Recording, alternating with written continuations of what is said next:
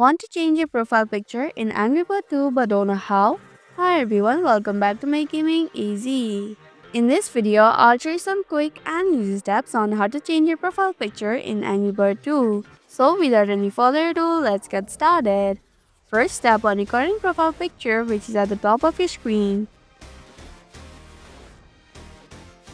Again, click on your profile picture. Then choose the new profile picture.